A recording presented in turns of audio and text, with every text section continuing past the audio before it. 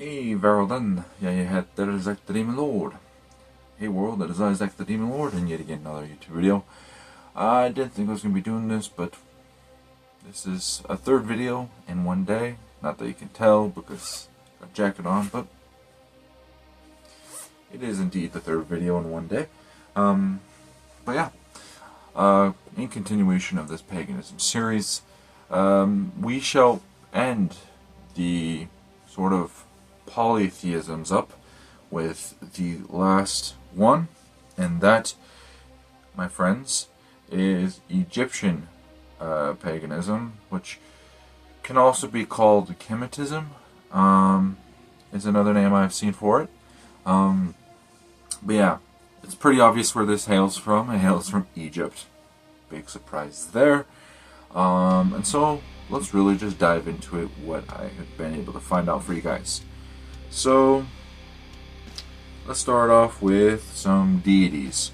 I think Egyptian mythology in general is second to the Greco-Roman mythology. In America, we definitely know a lot more about the Egyptians than we do some other groups. But yeah, let's get into it. They have gods like Aker, who is the god of earth and the horizon. Amun, a creator god. Anhur, a god of war and hunting. Anubis is a big one, god of funerals and the dead. Aten is another one it's mentioning. Atum, a creator god. Bennu looks like another creator one, but probably has something to do with the sun. Geb, earth god. Heru is another one it's saying, who seems to be a different version of Horus. Something about the sky and stuff. It's bringing up one named Kepri. Another sun creator god. Khnum, it says, is a ram god. Khonsu is a moon god.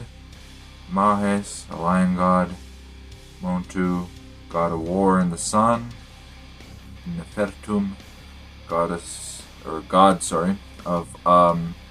the lotus blossom, apparently.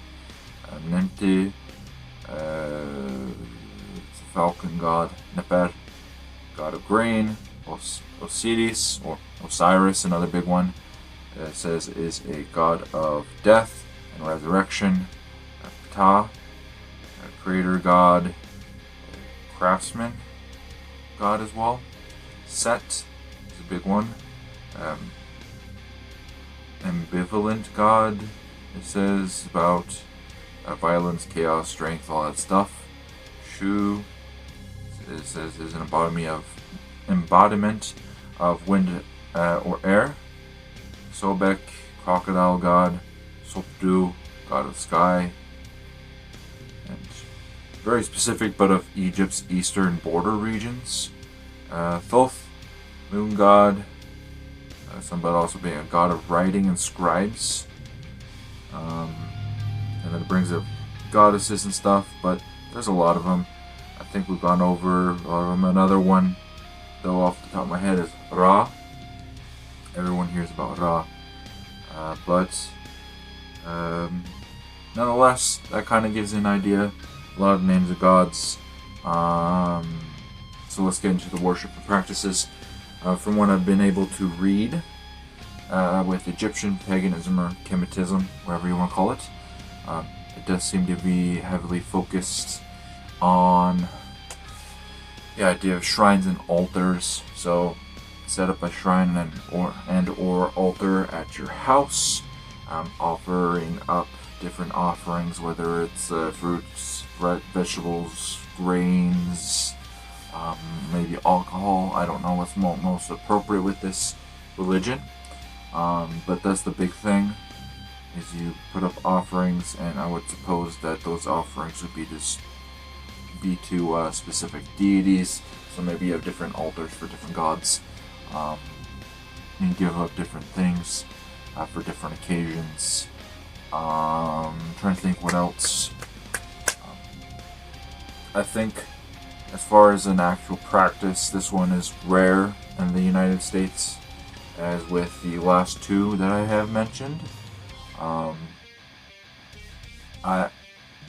Obviously, this might not be 100% correct, but what I would imagine would be the selling point for this one, and where you would see maybe the most is, or most converting or coming to following the Egyptian ways, would be the emphasis due to pop culture. There would be a lot of females in particular that will come to really like the idea of the former Queen of Egypt, Pharaoh-S, I think is how you would make it feminine, of Egypt, Cleopatra. I would imagine there'd be quite a few that are like, Cleopatra is such a bad girl. Like, bad meaning, you know, they're cool, look at them, so powerful, that sort of thing. And so I think there'd be a lot of women in certain circles that would idolize her, and thus might come to fall this way. Obviously, I don't know for sure, but that's what I would imagine would be most of the selling point.